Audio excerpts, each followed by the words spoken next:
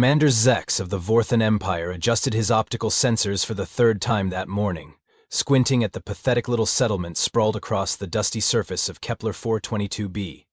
His chitinous fingers clicked against the observation deck's console as he dictated his field notes to the ship's computer. Personal log, stardate 774993. The human specimens continue to demonstrate their remarkable fragility, he announced in his nasally translated voice. Observe how they construct their dwellings from such primitive materials, wood, metal, and what appears to be, is that adhesive tape? His second-in-command, Lieutenant Vrix, bobbed her bulbous head in agreement. Indeed, Commander. Their skin lacks any form of natural armor plating. I've observed several specimens become distressed merely from exposure to their own star's radiation. They actually change color and experience pain. How have these creatures survived natural selection? Fascinating question, Lieutenant. Lex zoomed in on a small figure moving between the settlement's buildings. Look at this one. Notice the shambling gait, the obvious muscle atrophy. The creature appears to be, what do the humans call it? Sweating. From simple locomotion, their cooling system is so primitive it literally leaks their internal fluids. The bridge crew of the observation vessel Triumphant Claw gathered around the main display, watching the humans go about their morning routines with the same morbid fascination one might reserve for watching a three-legged grazer attempt to outrun a pack of razor wolves. Sir, piped up Ensign Threx from the communications station, the Galactic Council Xenobiology Department is requesting our preliminary assessment for the invasion, diplomatic contact protocols. Zelex waved a dismissive tentacle. Tell them we'll need at least another week of observation. These humans are clearly the most delicate, sentient species we've encountered. Their bone structure appears to be some sort of calcium-based framework that could probably be shattered by a stiff breeze. We need to understand exactly how fragile they are before we make contact. What about their technology, Commander? Asked Vrix, pointing at what appeared to be some sort of mechanical device one of the humans was operating.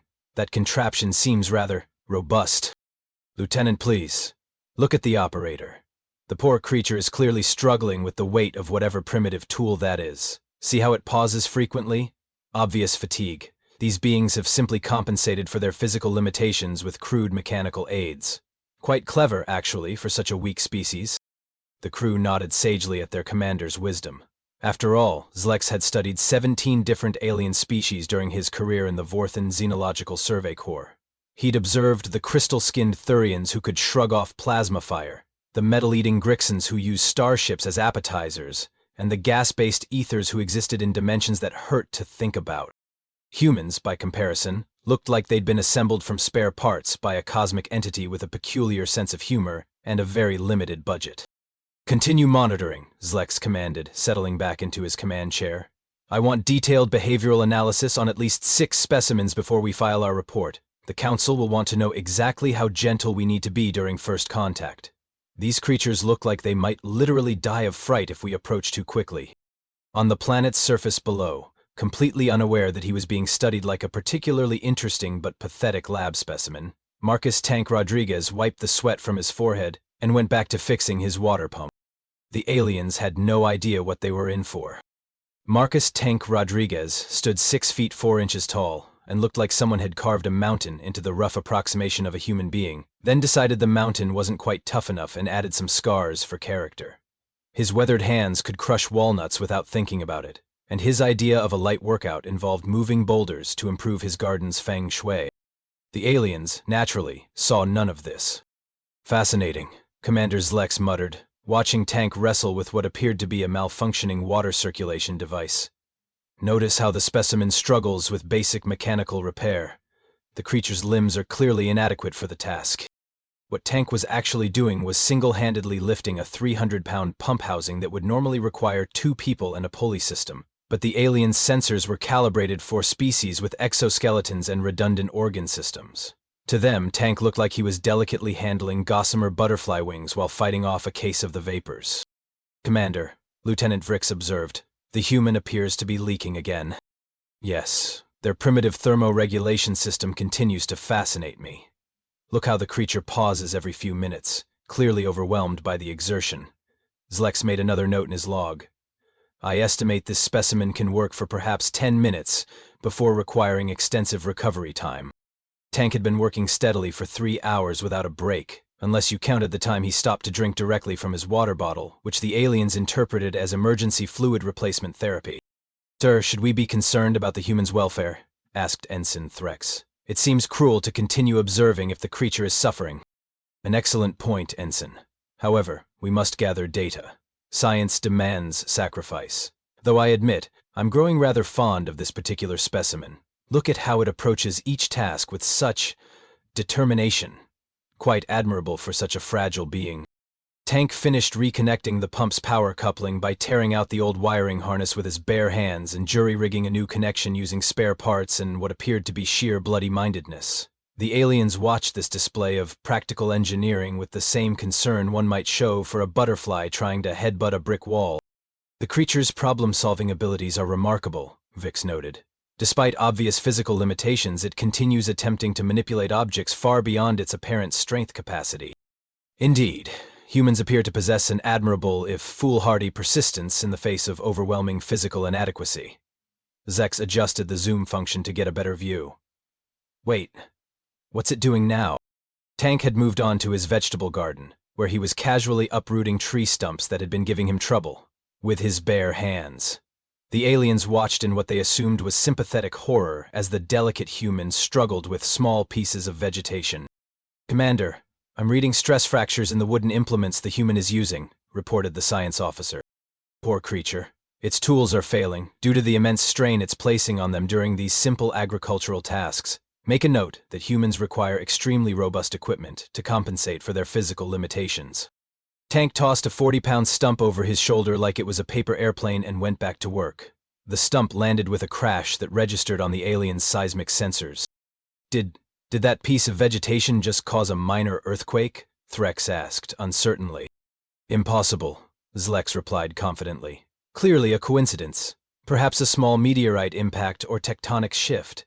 Continue monitoring the human's gardening struggles." What followed was 20 minutes of Tank performing what the aliens catalogued as desperate agricultural combat against hostile plant matter, but what was actually just a guy clearing his garden plot with the casual efficiency of someone who'd been doing manual labor since he could walk. By the time Tank finished his morning routine, washed up and headed inside for lunch, the aliens had filled 17 pages of notes documenting the tragic heroism of a pathetically weak creature's daily battle for survival against an obviously hostile environment. "Remarkable," Commander Zlex concluded. "Tomorrow we'll observe the human's interaction with other specimens. I'm particularly interested in studying their pack dynamics and mutual care behaviors. Surely creatures this fragile must have developed sophisticated social support systems to survive." Tank, meanwhile, was inside, making himself a sandwich, and completely unaware that he'd just been classified as the galaxy's most inspirational example of determination in the face of crushing physical inadequacy. The first sign of trouble came at 1347 hours, when something large, angry, and absolutely not supposed to be on Kepler 4042b came screaming through the atmosphere like a meteor with anger management issues. "Commander," Ensign Threx's voice cracked with excitement, "we're detecting an unauthorized atmospheric entry. Small craft, possibly a smuggler's vessel. It's coming in way too fast and—" Oh dear. The ship hit the planet's surface about 2 kilometers from the human settlement, with all the grace of a drunk elephant attempting ballet. The crash sent up a plume of dust and debris that was visible even from orbit, and more importantly, it released something that made the aliens' threat assessment computers start having what could only be described as electronic panic attacks. "What in the 7 hells of Vorthon Prime is that?" Commander Zelix demanded, staring at the massive shape emerging from the wreckage. "According to our xenobiological database, that's an Ursac Prime, sir," Lieutenant Vix replied, her voice dropping to a horrified whisper. 12 feet tall, 600 pounds of muscle, titanium-infused claws, hide thick enough to stop plasma fire, and a brain just smart enough to hold grudges but not smart enough to understand why killing everything in sight might be considered rude. "How did a Category 5 apex predator end up on a human colony world?" Threx asked. "Animal smuggling, most likely," Zlex growled. "Some idiot collector probably wanted a pet death machine and lost control during transport. Now it's loose on a planet full of defenseless humans." The Ursac Prime stood in the smoking crater of the crashed ship, shaking debris from its massive frame. It looked like someone had taken a grizzly bear, fed it nothing but protein powder and pure rage for several years, then given it opposable thumbs and a very bad attitude. Its roar could be heard from space, which should have been physically impossible but somehow wasn't. "Sir, there's a small human approaching the crash site," Vrix reported with growing horror. The aliens watched as 8-year-old Luna Hartwell, who had been collecting interesting rocks near the settlement's perimeter, came running toward the crash site with the fearless curiosity that only children and very stupid adults possess. She had no idea that she was approaching something that could use her ribcage as a xylophone. "No, no, no," Zlax muttered, frantically adjusting the view screen. "Someone needs to warn that juvenile specimen. Where are the adult humans? Surely they have some sort of protective protocol for their young." The Ursac Prime spotted Luna and decided she looked like an excellent way to work out the kinks from its unexpected landing. It dropped to all fours and began stalking toward her with the patient intensity of a creature that had never met anything it couldn't kill and eat, not necessarily in that order. "This is terrible," Vrex whispered.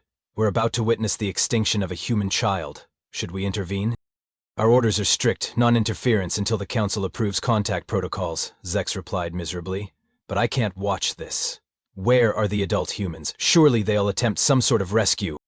Luna, meanwhile, had stopped about 50 feet from the Ursac Prime and was staring at it with the kind of fascination that suggested she was considering whether it would make a good pet. The Space Bear, for its part, was calculating the most efficient way to turn a small human into bite-sized pieces. "There," Threx pointed at the view screen. "The specimen we've been observing is emerging from its dwelling." Tank Rodriguez stepped out of his trading post, took one look at the situation, and sighed the deep, weary sigh of a man who had seen this exact kind of Tuesday nonsense too many times before. "Commander, the human appears to be walking toward the predator," Brix observed with growing disbelief. "It's possible. Surely it's attempting to flee. No creature that fragile would voluntarily approach an Ursac Prime." But Tank wasn't fleeing. Tank was walking directly toward 12 feet of furry death with the casual determination of someone going to check the mail. He paused only long enough to grab a wrench from his toolbox and roll up his sleeves. "Luna, honey, get behind me," Tank called out in the tone of voice one might use to ask someone to pass the salt. The Ursac Prime looked up from its Luna-focused meal planning and fixed its attention on Tank. Its expression suggested it was having trouble deciding whether to be amused or insulted that something so obviously edible was walking toward it instead of running away screaming. "This is it," Zelix whispered. "We're about to witness the tragic end of our study specimen. I've grown quite fond of the noble little creature." The Space Bear stood up on its hind legs, towering over Tank like a furry skyscraper with claws, and let out a roar that made the previous roar sound like a polite cough. Tank looked up at it, cracked his knuckles, and said something that the aliens' translation computers refused to repeat. Then things got interesting.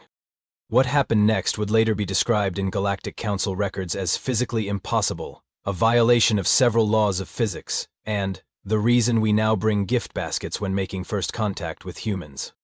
Tank Rodriguez looked up at 600 pounds of apex predator, designed by evolution to kill things much larger and more dangerous than humans, shrugged and charged. Not walked quickly, not jogged with purpose, charged. Like a freight train with a personal vendetta against space bears. "What is it doing?" Commander Zlex shrieked, his voice climbing 3 octaves into frequencies that hurt to hear. "Has the creature suffered some sort of catastrophic mental breakdown?" The Ursac Prime, for its part, seemed equally confused. In its extensive career of being the scariest thing on whatever planet it happened to be visiting, nothing had ever run toward it while wielding what appeared to be a primitive metal implement. Most creatures had the good sense to run away while screaming, or at least try to hide behind something larger than themselves. Tank covered the 50 feet between himself and the Space Bear in about 4 seconds, which should have been impossible for someone the aliens had catalogued as barely capable of lifting garden tools, and launched himself at the creature's midsection in a tackle that would have made professional wrestlers weep with envy. "Did that human just attack an Ursac Prime?" Lieutenant Vrix asked in the tone of voice typically reserved for asking whether someone had just witnessed the laws of physics filing for bankruptcy.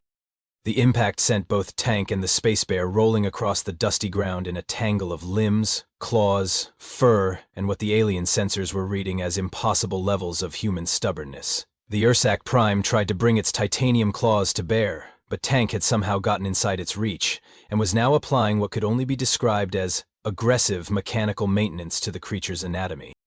"The human appears to be winning," Ensign Threx observed with the uncertainty of someone whose worldview was currently being fed through a wood chipper.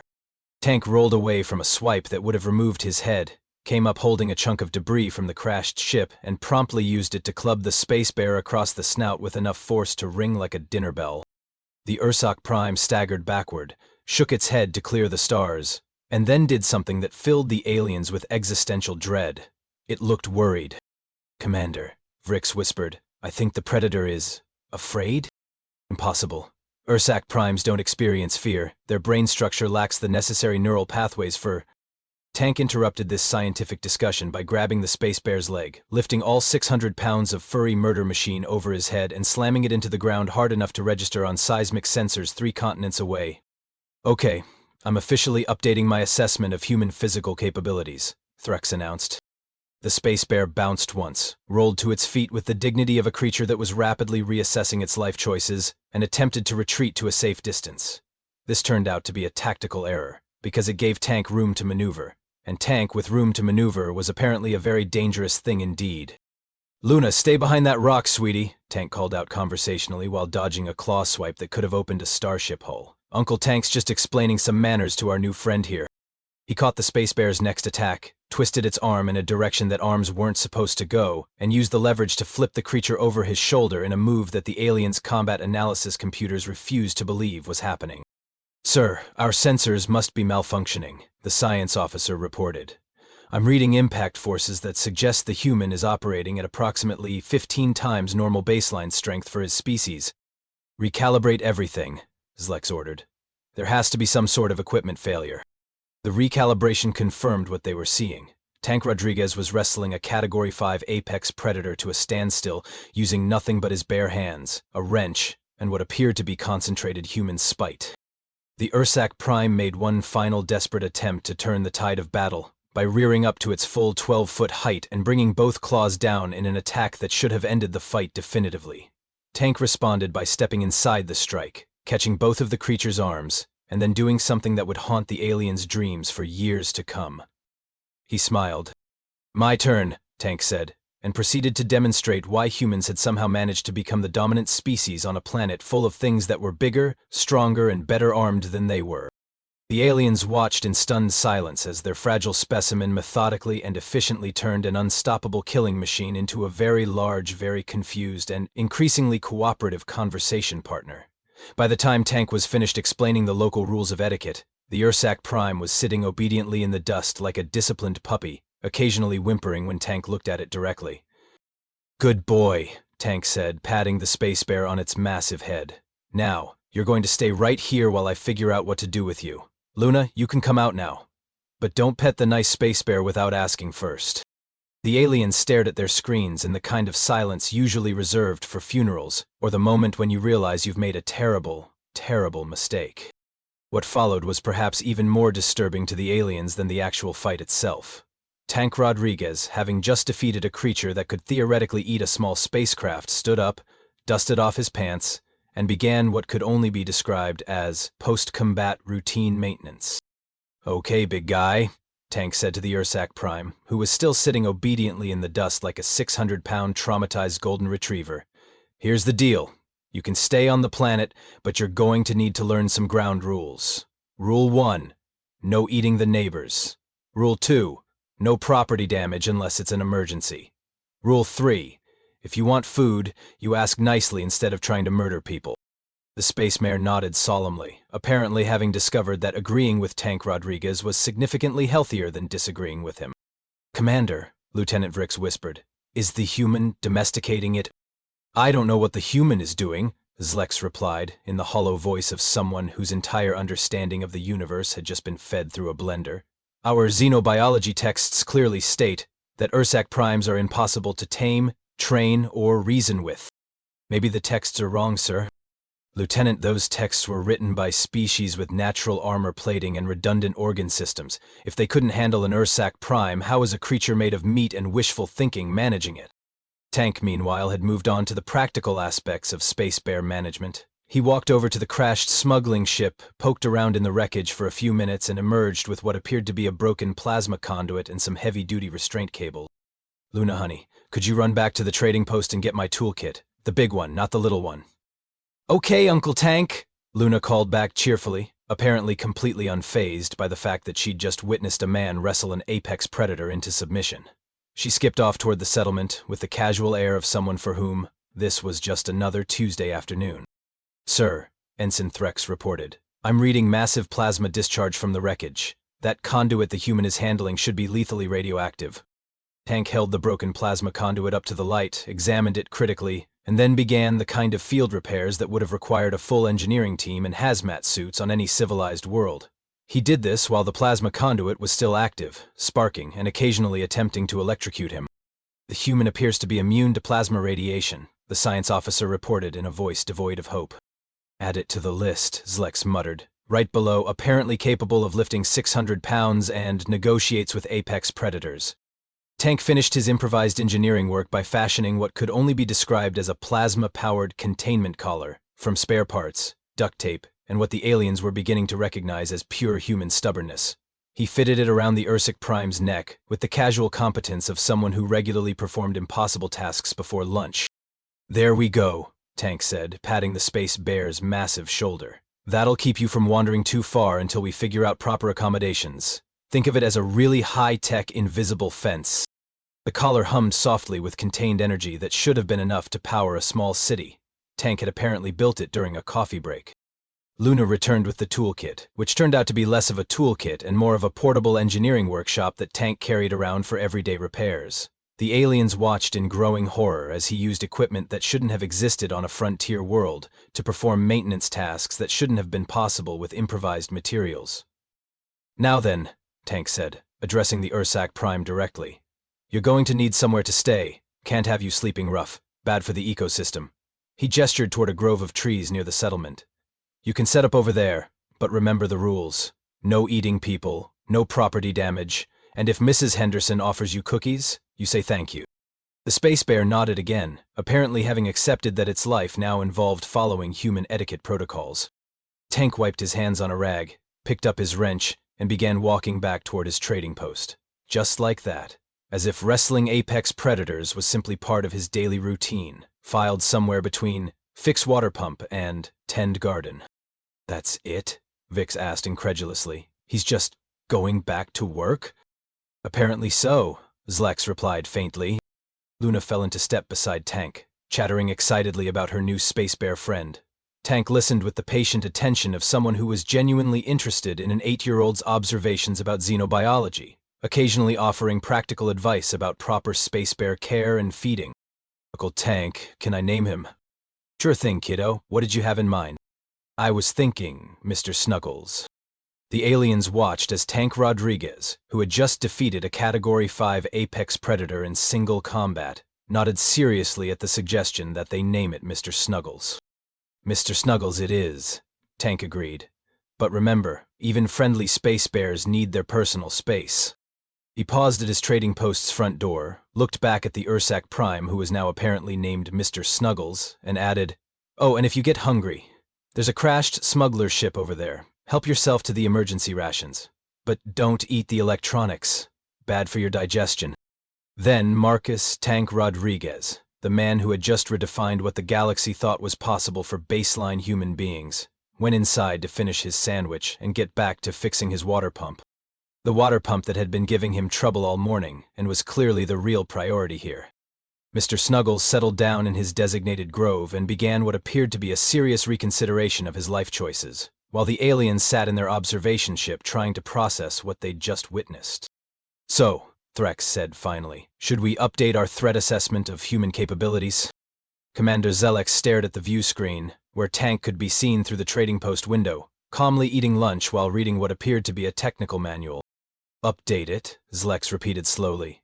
"Ensign, I think we need to throw out everything we thought we knew about humans and start over from scratch."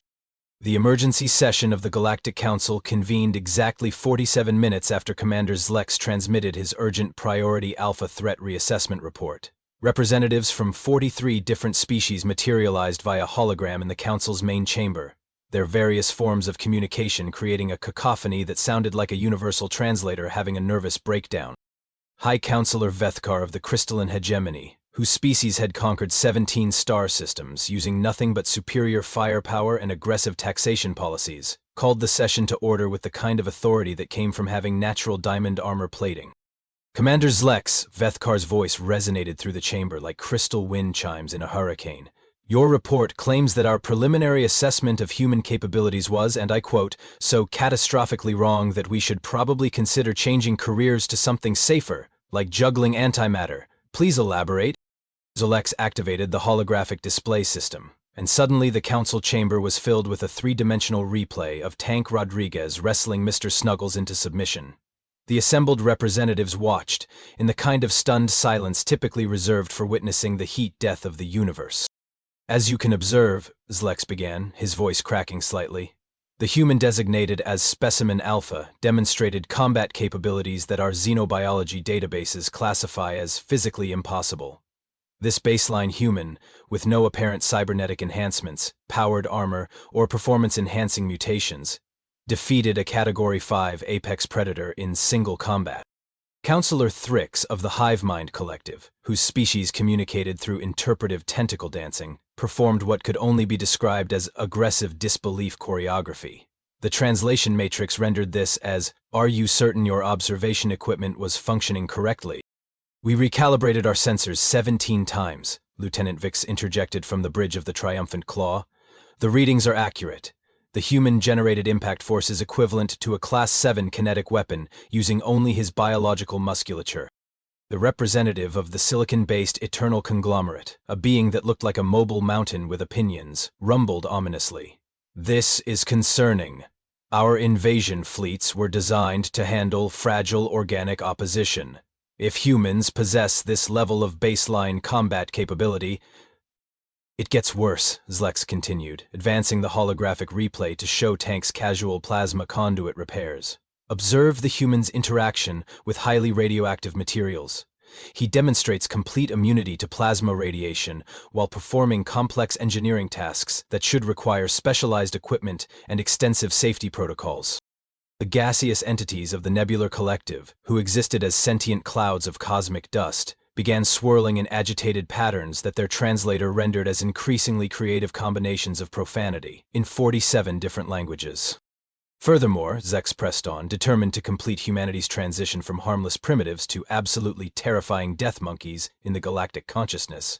The human demonstrated advanced xenobiological management techniques by successfully negotiating with and domesticating the Ursac Prime. This is a species that our own military forces classify as kill on sight before it kills everything else. High Counselor Vethkar's crystalline form began emitting light in frequencies that suggested deep concern mixed with the kind of respect usually reserved for natural disasters. What is the human doing now? Zlex switched the display to a live feed from the planet's surface, where Tank could be seen teaching Luna proper wrench maintenance techniques, while Mr. Snuggles watched from his designated grove like an oversized, heavily armed student.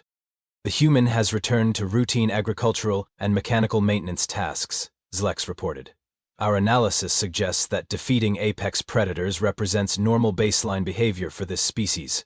The human shows no signs of fatigue, injury, or awareness that he has accomplished anything unusual.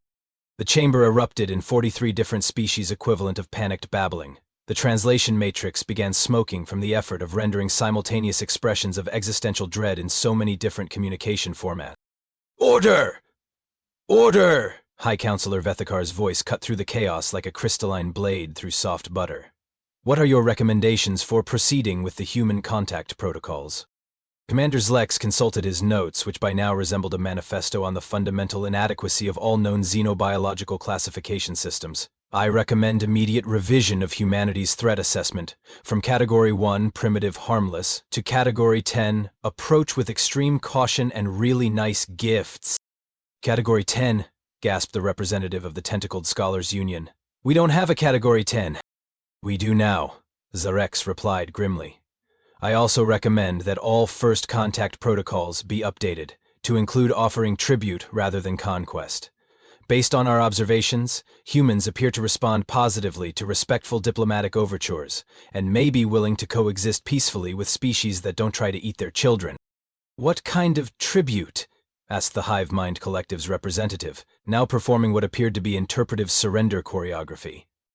Zelix reviewed his cultural analysis notes. The humans seem to value practical items. Tools, building materials, perhaps some nice fruit. I observed the specimen express satisfaction with simple mechanical implements and agricultural products. Nothing too exotic or threatening. The silicon-based Eternal Conglomerate's representative rumbled thoughtfully. So we should approach with gift baskets rather than battle fleets? Definitely gift baskets, Zlex confirmed. Battle fleets might be interpreted as a challenge, and based on what we've observed, humans appear to enjoy challenges in ways that are deeply concerning to anyone who values continued existence. High Counselor Vethkar's form shifted through several spectrum frequencies before settling on what the translation matrix identified as resigned acceptance of a universe that no longer made sense. Very well. Motion approved. All planned military actions against human space are hereby suspended indefinitely. We will instead initiate diplomatic contact using the gift basket protocols. And perhaps, added the representative of the gaseous entities, we should consider making humanity a formal offer to join the Galactic Council. As equals, very respected equals whom we definitely don't want to fight. Seconded, rumbled the Silicon representative. All in favor? High Counselor Vethkar called. The vote was unanimous, which was remarkable considering that the 43 species represented had never agreed on anything before, up to and including the basic definition of existence. As the emergency session concluded and representatives began disconnecting from the holographic network, Commander Zlex remained on the bridge of his observation ship, watching Tank Rodriguez teach an 8-year-old girl and a reformed apex predator the finer points of mechanical engineering. So, Lieutenant Vrix asked quietly, what do we do now? Zels considered this carefully. We prepare a very nice gift basket, with fruit, and maybe some quality tools, and then we approach very, very carefully and hope that humans are as reasonable as they appear to be friendly. On the planet's surface below, Tank finished explaining to Luna why it was important to always tighten bolts in a star pattern, while Mr. Snuggles nodded along attentively, apparently having discovered that Tank's educational seminars were surprisingly informative. None of them had any idea that they'd just prevented an interstellar war, reorganized galactic power structures, and established humanity as the species that other species really, really hoped would be willing to accept fruit baskets in exchange for not wrestling their entire military into submission. It was, Tank would later reflect when he found out about all this, a pretty typical Tuesday.